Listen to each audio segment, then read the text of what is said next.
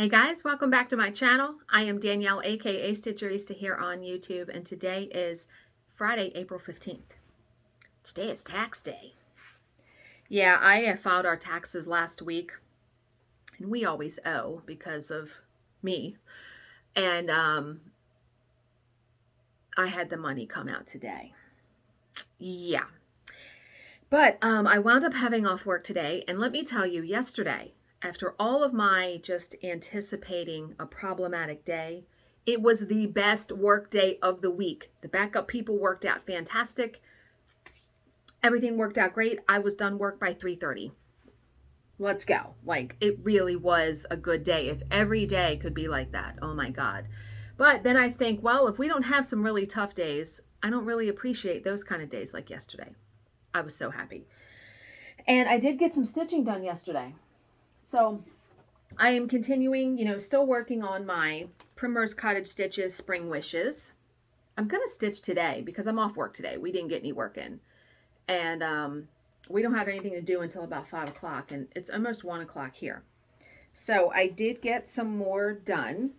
I started working on the bunny. See the bunny? He's a little cutie. So started working on him because I'm actually using the DMC Color Variations 4140 for him. So yeah, and I'm waiting for my other buttons to come in. I'm supposed to get something today. Yeah, it's so cute though. I really, really love it. So that was what I got done stitching wise. I picked out another project to take with me to the retreat next week. And of course, I'll tell you in a second. So the other project I am taking is, I kitted up this one. So this is done like on lavender fabric. I picked out lavender perforated paper. Yeah. And it only calls for 2 colors, 2 yellows and a black. And that's it. Yeah. So 2 yellows and a black, and then yeah, so I'm good to go. Like, I have like 5 projects. I will not get to nearly all of those. That'll never happen. But it's nice to have 5 projects just in this, right? But yeah, so I'm leaving next Thursday. And we didn't have a job until yesterday on that day. And I was like, all right, it's supposed to go from noon until 6 our time. Like, well, last time I went to the retreat in December, we had the arbitration and I didn't get out of here till like 7:15. So I've already talked to Lacey and told her that was my plan. And I was so happy for Lacey. For her birthday, she got the Pip and Chip bobbins. I had showed her mine when at the retreat last time. And she was like, ooh, yeah. So happy. And I know she doesn't watch my videos. I actually ordered her one of these things from Modern Hoopla. I'm hoping I have it for next week. If not, I'll see her in September. And I'll give it to her then as a late present. That way she can hold her bobbins in there. So yeah, so we got a job for next Thursday. And my boss, I'm telling you, sometimes it's like, Jesus, take the wheel. So a month ago, I had told everybody, okay, she's off next Friday because she took off the Friday I'm off. She's going like on a girls' trip or something. And it just coincided. She said, well, I kind of did it on purpose because you're off and all that. Okay, great. Well, I'm like a planner. Like, I'm looking at the week ahead. I'm looking at next week. And I messaged her yesterday and said, you're still off, right? Because I told everybody you're off. So, and she was like, yeah, that's next week. Okay, fine. Well, we get an email from one of the reporting firms that we work for. And she was like, do you have anything next week? I'm available this day. Because we only have jobs right now on Monday and Thursday of next week. And the reporting firm replied back and said, well, we already have you on Thursday and then we have you on Friday. And I'm like, I messaged her right away and I said, I don't even remember you accepting this job on Friday. Are you taking it? Because if you take it, I've already told everybody you're off. I said, if you take it, I have to find coverage now, and I got to put it on the calendar. So I saw that she didn't respond to them last night, and I'm just like, I don't get it. But this morning, I had written her another email, and she wrote me back, and she goes, I'm going to reply to it later. I'll CC you on it. Well, she didn't CC me on the email, but I have access to her email, so I saw it. And she did tell them that she needs off on Friday. So at least that will... I'm still taking my laptop with me because I do my vlog and all that. And I'll check her email when I'm gone. But, yeah, Jesus, right? So, this morning, Bill was off work for Good Friday. And we got up this morning and we went to Costco and got his birthday cake and got some stuff for the week, food and all that. So I had put in laundry before we left. And we came home. And I hear him say, oh no. And I'm like, what does that mean? Because I said, can you pull the clothes out of the dryer for me?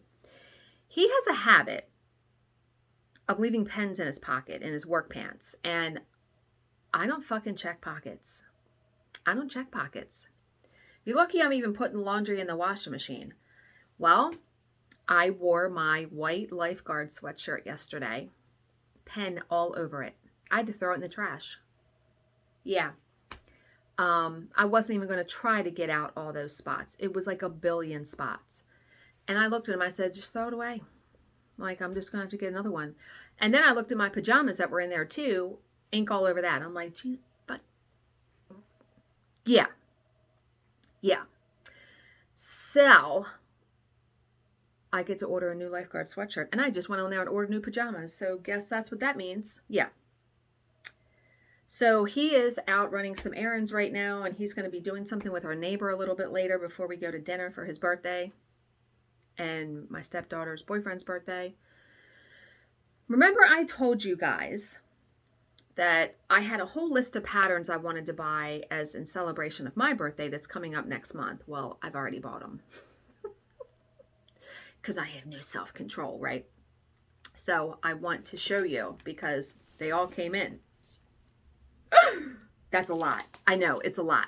Now, I bought most of these, keeping the junk journal in mind. So just keep that in mind.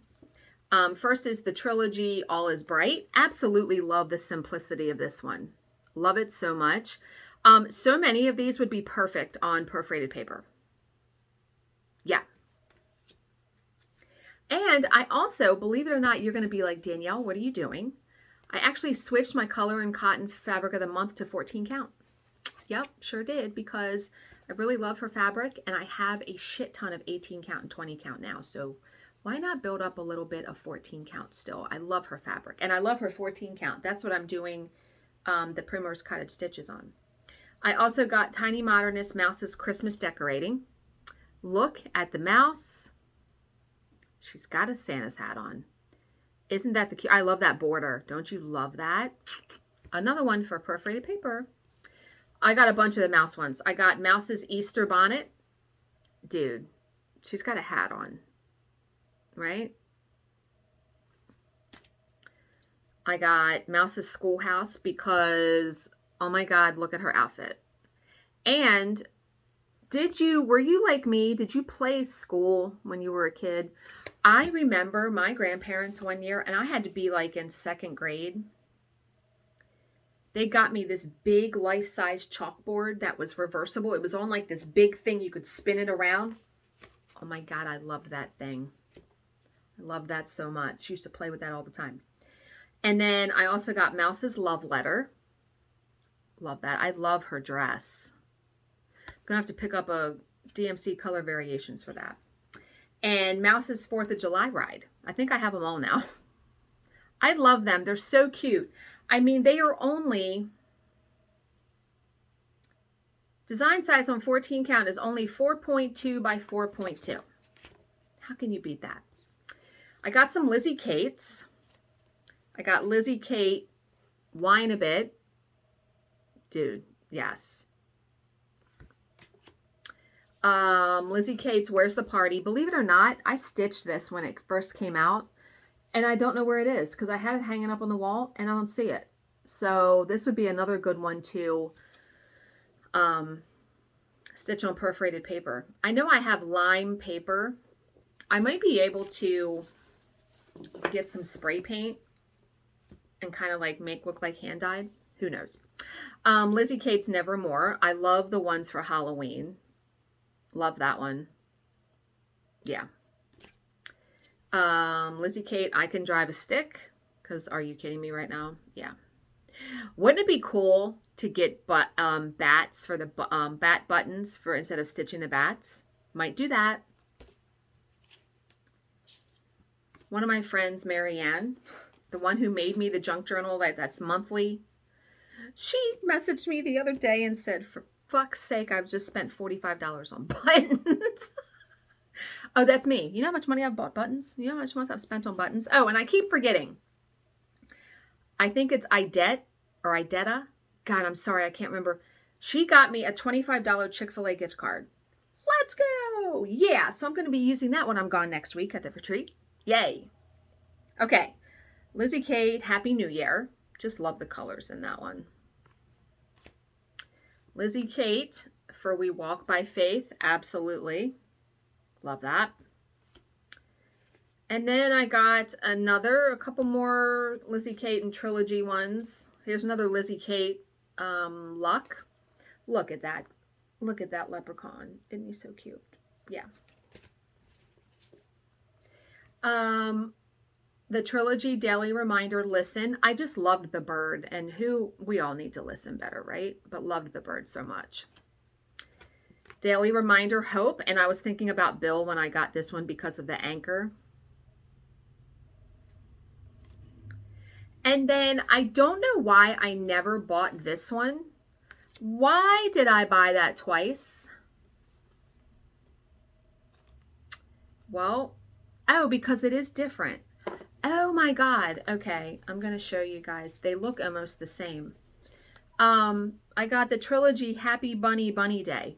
I don't know why I never stitched that. Isn't that bunny the cutest thing? And you use buttons for the flowers.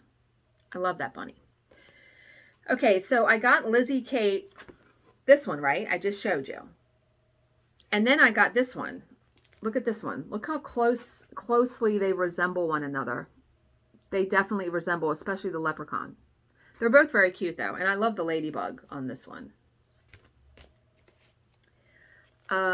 Lizzie Kate's Spooky Eyes. Oh, my God. Love this one. It comes with the Weeks Dye Works and the eyes. And I have orange perforated paper. And then, of course, I had to get some Quirky Quakers because I want them all.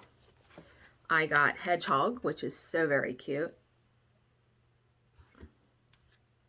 I got the Bat. I got the Reindeer. Lovebirds. And the Seahorse. Love the Seahorse. Love all of them. Yeah, I got some patterns. I got some stuff to be stitching, people. I mean, come on now. All right, some more Lizzie Kates. I got Tiny Tidings 17. Lots of little goodies in this one. I really love... Hi, babe. I'm recording. That's okay. He just got back. I really love this one and this one. I love them all. This one I really, really love. This is Tiny Tidings 14. I love, because you do use like a pom-pom puffball for that one. I got Autumn Things. I love the fall one and the Give Thanks. Chocolate Lovers. I like this one the best. These are going to slip off of here. I got Dear Santa, I've Been Good because I need to stitch this one. Dude, yeah, that's me all the way. And then I got Hats Off to Halloween 2. Now, I've stitched this and I can't find it. Again, I don't know what happened to some of my projects. When I was really into perforated paper, I stitched this whole thing on perforated paper. It looked really good. Can't find it. So I'm like, you know what? I'll stitch it again. Yeah, I love those colors in that one too. And then I got some Ben Creek ones. I got Buzz. That one's very cute. And I got 2 of those. Looks like I'm giving one of those away. I will give one of those away. So I will do a Google form down below if you want to be entered to win it. Somehow I wound up with 2. Alrighty. I got Bent Creek Holly. It comes with the button. Bent Creek Merry Little Christmas, which, oh my God. FedEx is here. Why are they here? Bent Creek, today is a good day to have a good day, because yes. I also got 2, this is with Thy Needle and Thread. I got Jelly Bean Jubilee, so it's a book of patterns. Absolutely love her stuff. I really love this one with the tulips and the chick. And then I got the Snowball because I saw Trisha of 3L Threads. She had stitched this one and I absolutely loved it. Love those booklets. And then some Luminous Fiber Arts, the ones I didn't have. Gathering Clover. Love those birds. Gathering Berries, which is one of my favorite ones. And look how many buttons are used in that one. And then Gathering Acorns. So I knew those patterns were going to fall off of there. Thank God they fell just into my lap. A couple more. Heart and Hand Seasonal Etchings. And I was thinking of, I love the bunny, but I love the fish too. Could stitch that for Bill. And then I got some Prairie Schoolers because who doesn't like Prairie Schooler? I got Trick or Treat. They're all like, well, no, they're not all Halloween, but Trick or Treat. I love the small ones. Nordic Holiday. I mean, look at all of these. Don't you love them? I love the trees down here. I love all those. Nevermore. I like the small ones that come with it. Like these 2. Evergreen, which you could stitch all of those separately. And look at that fox up there. You don't have to stitch all those together. And then Bump in the Night, because Halloween, love all things Halloween. It literally uses 2 colors, and don't you, I love this one that says Rattle. And all it is, it's like brown and orange. I mean, how can you not? So that was a lot. But yeah, very excited to be stitching. But all right. Talking point. So I don't really have like a stitching talking point. I'm going to show you a photo. I've seen this. This is like traversed Facebook. And it says, guess what he did, but it can't be cheating. So I'm going to give this out to you. Put down below, what would your husband or boyfriend have to do to make you do that? So this person threw all of his clothes out on the driveway. And I thought of a funny one. He used my needlework scissors to cut paper. Yeah. But yeah, so what would be your best, not cheating, because that's like a given, right? That's a good one though. I do have an OMG moment, which is a paint by numbers. So this is by Billy Rhodes. And they said this was probably the hardest ever, but what an exquisite painting. Lots of wood and stones and worth every minute. So the wood and the stones were probably, I don't know how many colors, but look at that. I mean, look at the wood and the stones. You know that had to take a long, it's beautiful, isn't it? Absolutely stunning. Love, love, love. Love that. So I thought today we would do a true crime story. And let's pick a good one, right? Cold case. All All right, so this one's called Deadly Mr. Bean. All right. Let's see how long this is. Not too long. Okay. His name was Clarence Oliver Bean Jr., Ollie to his friends. He wasn't much to look at, but he was quite the Casanova. Ollie had a wife, he had a mistress. What the fuck, dude? And he had children by both. Of course he did. The women lived a short distance from each other in Luther, Michigan, and they were aware of each other. In fact, they had even become friends over time. Okay. Judy Bean had married Ollie in 1968 and would remain with him for 32 years, bearing 3 sons and a daughter during that time, but this was not a happy union. Ollie was an abusive man who frequently beat his wife and children. Fabulous. This guy is just... He was also a serial philanderer who liked to flaunt his affairs to his wife. Why are you fucking married then? I don't understand. I don't. One of those was with a divorced mother of one named Diane Chorba. It is uncertain when this relationship started, but Judy first became aware of it in 1977, by which time Diane already had a 1-year-old son, Joshua, by Ollie. Under such circumstances, you might have expected Judy and Diane to become sworn enemies, but the opposite was true. The women had plenty of war stories to exchange regarding their relationships with Ollie. They became fast friends, even babysitting each other's kids.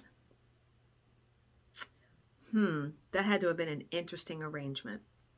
And then in 1979 came the event that would topple Ollie Bean's comfortable arrangement. Diane was pregnant again, and Judy was ready to step aside so that Ollie could do the right thing. She urged him to divorce her and marry Diane to be there for his 2 young children. And this wasn't entirely altruistic on Diane's part, so a little bit self-serving, because most likely, she saw it as an opportunity to escape the abuse in the marriage, right? Unfortunately, Ollie wasn't buying it. He liked things just the way they were, with 2 women at his beck and call. For fuck's sake. "You're going nowhere," he told his wife. "The only way you're leaving me is over my dead body." On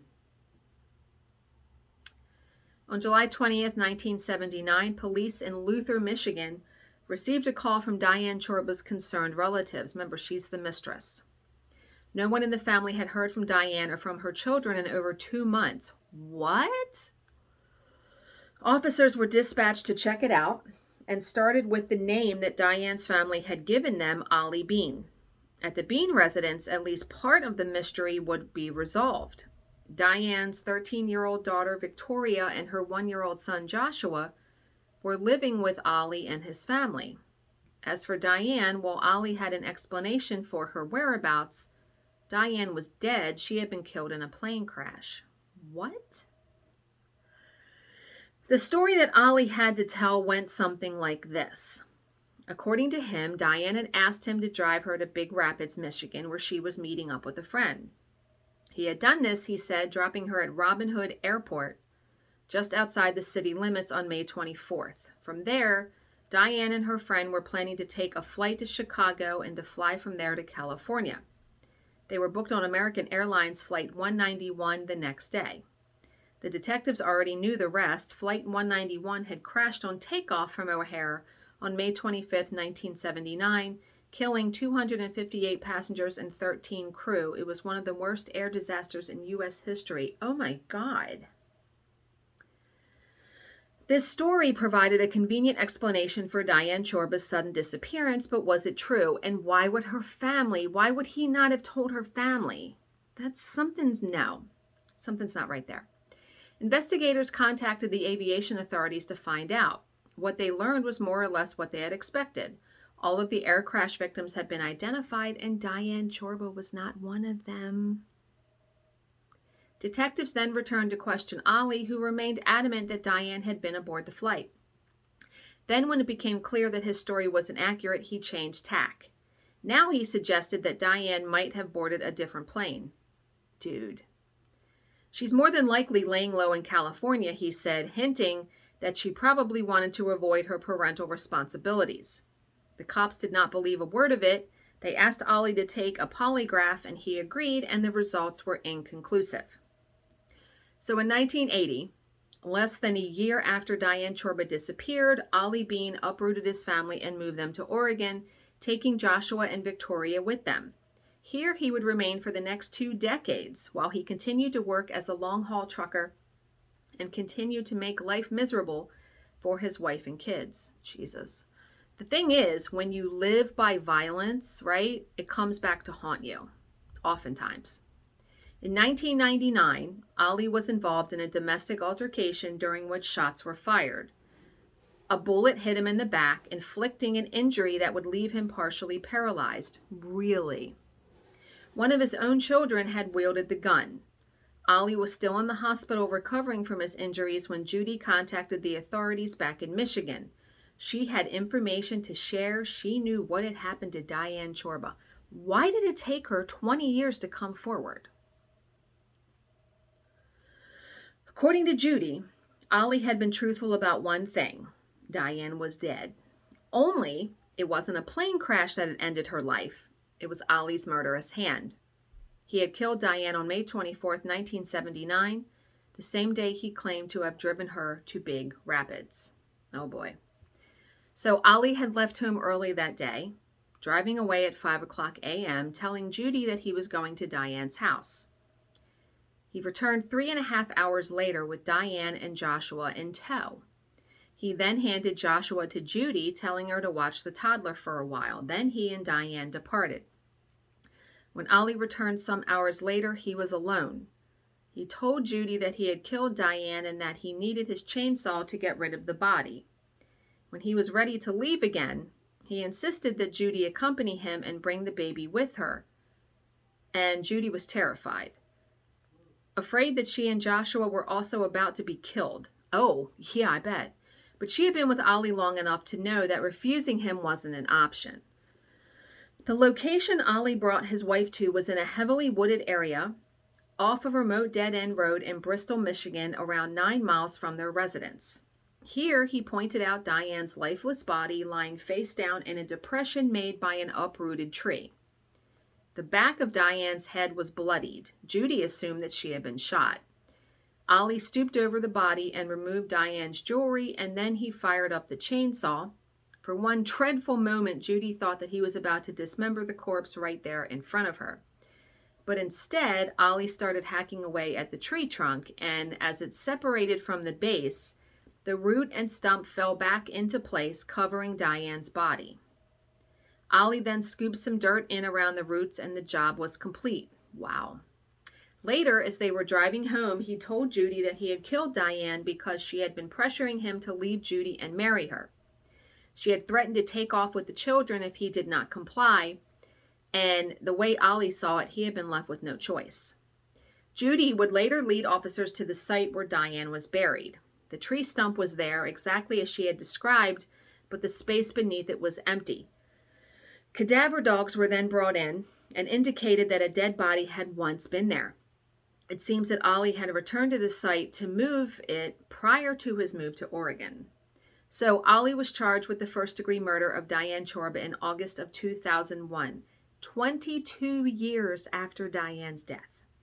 He was finally hauled before a judge and jury to take responsibility for his actions, but this was not going to be an easy case to make. It rested heavily on the testimony of Judy, right? They don't have a body. All that Ollie's defense had to argue was that Judy was a vindictive woman and that there was no evidence that Diane Chorba was dead. That might be enough to constitute reasonable doubt, and if the jury saw it that way, Ollie would walk. But in the end, neither side got what they wanted. Ollie was acquitted on first-degree charges, but convicted of second-degree murder. He was sentenced to 30 to 60 years in prison, more or less a life sentence given his age and poor state of health. Ollie later appealed his conviction, citing a Michigan spousal privilege law that would have required him to give his consent for Judy to testify against him. Unfortunately for Ollie, that particular law had been repealed 1 year before his trial and had been applied retroactively, so his appeal was denied. Diane Chorba has never been found, although that is not for lack of trying. Every year, a new search is launched, and every year, Judy flies out to Michigan to assist in the effort. Meanwhile, the one person who knows the location of the body remains mute. Ollie has nothing to say on the matter. I mean, he's already in prison, so what's he care, right? Ugh, God. I don't know how people can just live their normal everyday lives like that, right? Now, okay. How are we going to continue to unfuck ourselves in 2022? Good tear. All right. Your ability to forgive is directly correlated to your peace of mind. Whatever you refuse to forgive lives on in you for as long as you hold on to that thing, and no matter how small or insignificant that thing might seem to you, it gnaws at your joy and satisfaction in ways you can't even begin to see until you finally do forgive. I agree with that. And the book I'm reading, The Fuck It Diet by Caroline Dooner, the section I'm in now is like the mental part of it. And she says, you know, we all hold like a lot of trauma and stress and unresolved things in our muscles. I agree. I completely agree. I also think it's really hard to forgive certain things. You know, I want to say the hardest thing I probably wrestle with is forgiving my stepfather, not Charlize's dad. The guy that, you know, raised me and my brother. I don't even want to say raised, because what the hell. Forgiving him for just treating us how poorly he did as children, when, you know, those are just the formative years of how you're going to be as an adult. I mean, kids need stability and nurturing, and oh my God. Yeah, it's hard. It's so, so very hard.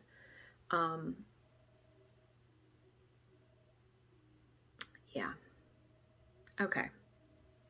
So I hope you guys all have a great Friday, and Easter's coming. It's Sunday. Bill's birthday. Yeah, it's so funny that, like I said, every couple years it falls on his birthday. Okay. So as always, if you have any questions, please leave them in the comments section below, and I will answer them to the best of my ability. Thank you so much for spending a half hour of your time with me today, and I will see you in my next video. Bye, guys.